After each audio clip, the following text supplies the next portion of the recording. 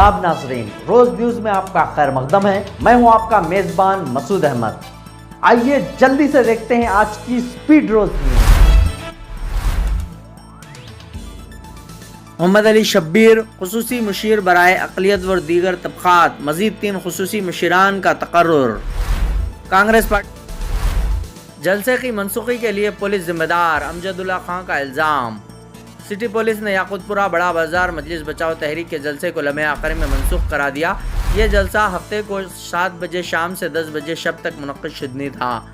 मजलिस बचाओ तहरीक के PRO सैयद मोइन ने 13 जनवरी को जलसे के लिए पुलिस से इजाज़त तलब की थी। पुलिस ने इजाज़त को ज़ेर इल्तिवा में रखा था, जबकि जलसे की पूरी तशहीर हो चुकी थी।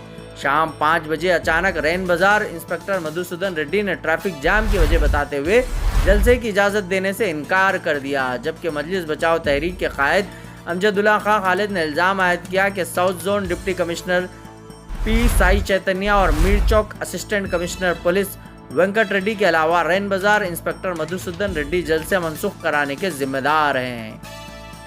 इन तीनों ने ही इंतखाबात में इन्हें शिकस्त देने में अहम रोल अदा किया है। इस दौरान भारी हुजूम याकूतपुरा बड़ा बाजार में जमा हो गया था।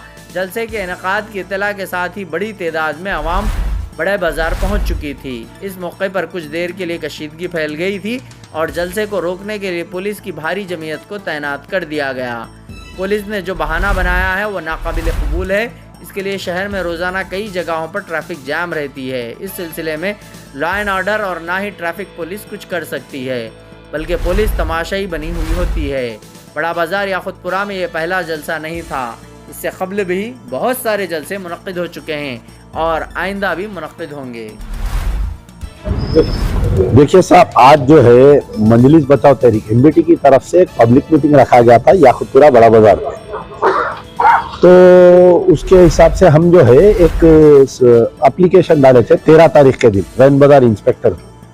तो आज अचानक शाम में 5 बजे लाके हमारे को एक नोटिस दिए, जबकि पूरे इंतजाम हो गए, पूरी पब्लिसिटी हो गई, हर चीज हो गई। अब 5 बजे लाके हमारे को एक नोटिस दे रही कि वहां पर ट्रैफिक कंजेशन हो रहा है, आपको हम परमिशन नहीं देते। तो ये कोई बात हुई क्या, बताइए आप। वही याकूतपुरा बड़ा बाजार पे कई जलसे हुए, आज तक कभी ट्रैफिक जाम नहीं। और बताइए आप, क्या हमको ट्रैफिक जाम करके हमारे वोटरों को हम तकलीफ देंगे क्या? तो ये कहीं ना कहीं एक बड़ी साजिश हुई इसके वास्ते कि अब जो मौजूदा कांग्रेस गवर्नमेंट से मुसलमान खुश है, MBT और कांग्रेस की अच्छी जुगलबंदी चल रही दोनों की, तो इसमें जो है कुछ सेम लगाने के लिए, कुछ उंगली करने के लिए ये MIM के प्रो MIM ऑफिसर्स ये परमिशन हमारे को रिजेक्ट करे। लेकिन हम जो है सिटी इंचार्ज मिनिस्टर से और CM से बात करेंगे।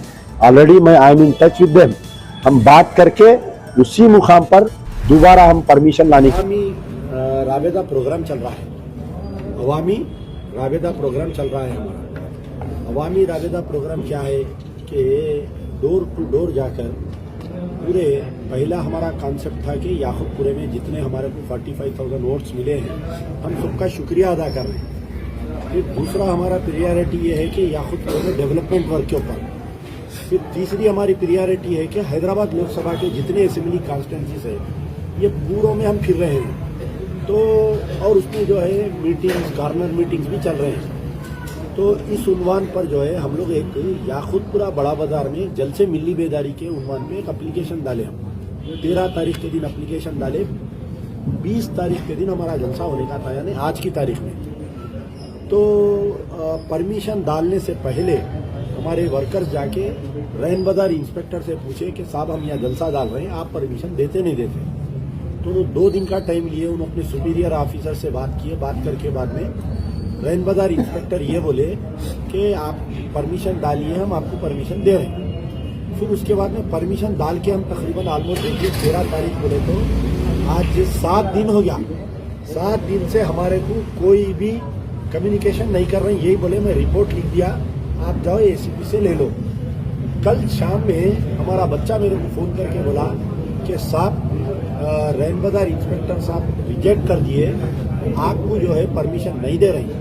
मैं ACP मीर चौक को कॉल किया तो उन्होंने ये बोल रही कि आपको जो है परमिशन इसलिए नहीं दे रही कि वहाँ पर ट्रैफिक जाम हो रही। तो हम डीसीपी साउथ जोन से कम्युनिकेट करने की कोशिश करें, उनसे कम्युनिकेशन नहीं हुआ हमारा। कमिश्नर ऑफ पुलिस से हम कम्युनिकेट करने की कोशिश करें, हमारे को कम्युनिकेशन नहीं हुआ। ये मीटिंग वो मीटिंग में रहे। तो जो भी और सीनियर ऑफिसर्स है, डीजी, आईजी इंटेलिजेंस, हम उनको ये इत्तला दिए। तो आज जब हमारे लोग काम कर रहे थे, आज दिन भर भी पुलिस हमारे को नहीं बोल रही कि आपका परमिशन रिजेक्ट कर दिए बोल के।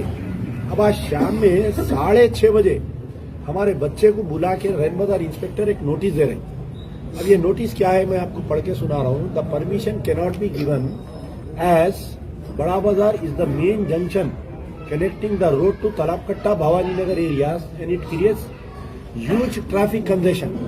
आप बताइए याकुतपुरा बड़ा बाजार किधर है, भवानी नगर तालाबकट्टा किधर है? कम से कम 1.5-2 किलोमीटर का फर्क है। अच्छा, और एक दूसरा पॉइंट बोल रहे हैं, as per your application mention only 100 to 200 members, but there might be a chance of increasing in the number of gathering which may create law and order problem। पूरे 30 साल की तारीख निकाल के देखो आप एमबीटी की, 93 से लेके आज की तारीख तक कोई भी मजलिस बचाओ तहरीक के जलसे में law and order problem create हुआ क्या? 170 का चालान है क्या बताओ हमारे को?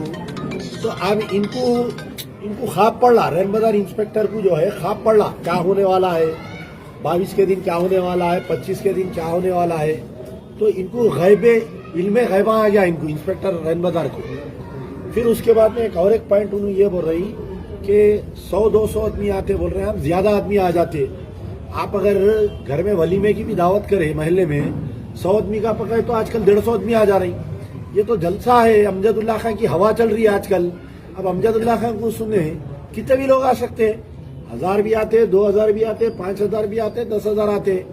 एसबी डिपार्टमेंट की रिपोर्ट पे आप इंतजाम करना आपका काम है। आप जो तनख्वाह ले रहे हैं, सैलरी ले रहे हैं, वो काम करने की ले रहे हैं ना, खाली क्या एयर कंडीशनों में बैठ के सोने की ले रहे हैं आप। तीसरा पॉइंट ये लिख रहे हैं कि due to large gathering of large crowd there might be traffic congestion on the road as it is the main road where the gathering public में। अब आप बताइए कि यहाँ पर गैदरिंग होने से लार्ज गैदरिंग होने ट्रैफिक कंजेशन हो रहा बोल रहे हैं। तो आप मुझे बताइए पूरे याकुतपुरे में या ओल्ड सिटी में कहाँ पर बड़ा ग्राउंड है जहाँ पर हम मीटिंग कर सकते हैं? पुराने शहर के मीटिंग पिछले 50 साल से चौरस्तों पे होते, याकुतपुरा बड़ा बाजार पे होते, आपके फसलांतर बड़ा बाजार के चौरस्ते पे होता जलसा, जो भी चौरस्ता रहता बड़ा वहां पर होते। तो अब कहाँ करना बताइए? यहाँ नहीं करे तो फिर कहाँ करना? क्या रैन बाजार पुलिस स्टेशन के अंदर करना या डबिलपुरा पुलिस स्टेशन के अंदर जलसा करना?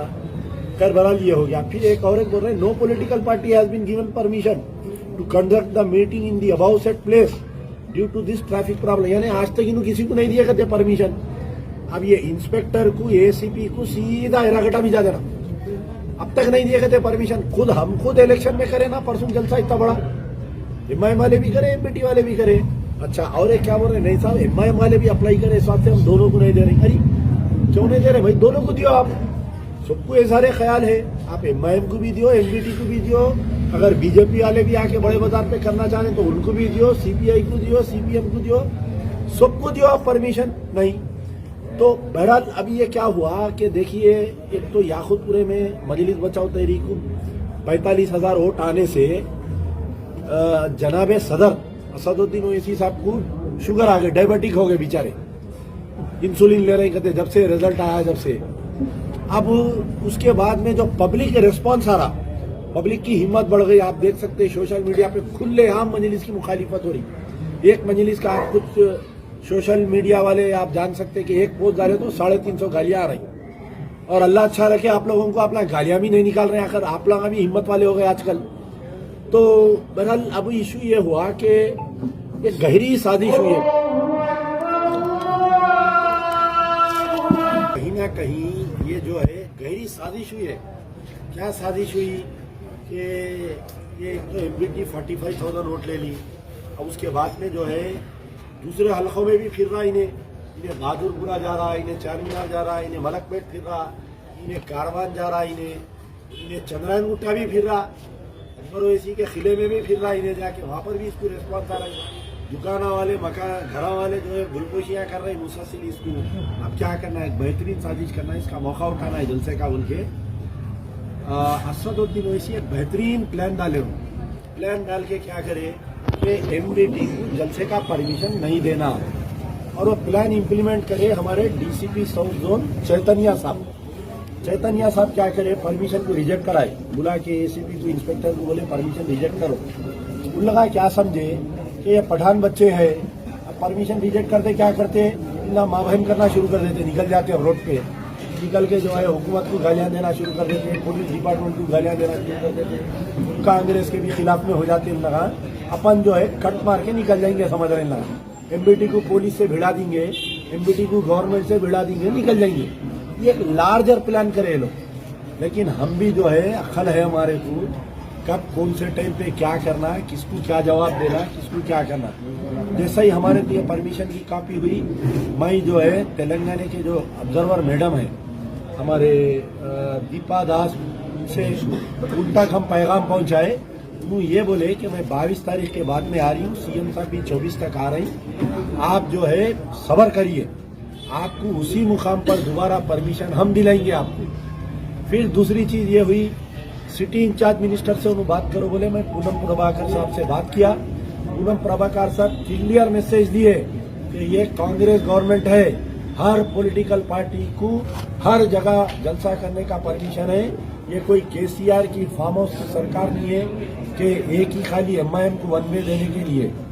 तो उनसे सुबह से 3 बार बात हुई, हमारे उत्तम कुमार रेड्डी साहब से मेरी बात हुई, और आपके कई लोगों से, कांग्रेस के जितने बड़े बड़े लोग हैं सबसे हमारी बातचीत हुई। इंशाल्लाह फिर मंडे के दिन कमिश्नर ऑफ पुलिस, बेचारे कमिश्नर ऑफ पुलिस नए आदमी है, उनको नहीं मालूम कुछ भी। साहब कांग्रेस की हुकूमत रहने के बाद में आपका परमिशन क्यों कैंसिल? तो मैं बोल रहा हूँ ना, बड़ी साजिश हुई है बोल के, तो आप ऑलरेडी वो साजिश को इम्प्लीमेंट, देखिए आप पोलिंग के दिन का वाकया सुनिए। मेरे को पहले ये मालूम हुआ कि बड़ा बाजार में कहीं जो है एक जगह हमारे बच्चों को पोलिंग बूथ में नहीं बैठने दे रहे बोल के, तो मैं क्या किया, बड़े बाजार में अंदर जो पोलिंग बूथ है मैं वहां पर गया। पहले वहां पर गया तो आपको सिर्फ और सिर्फ क्या है कि वहां पर जो है या तो पोलिंग एजेंट के अंदर जाना या रिलीवर अंदर जाना। वहां एक अननोन 5-7 आदमी ठहरे हुए हैं, तो मैं देख के रैनबाजार इंस्पेक्टर को फोन करके बुलाया, आप ये क्रोनोलॉजी को समझिए, आप कहाँ से आ रहा हूँ मैं। तो इंस्पेक्टर रैनबाजार आए, आने के बाद में वो लोगों को बाहर नहीं निकाल रहे, मेरे को बोल रहे हैं आप बाहर जाओ बूथ से।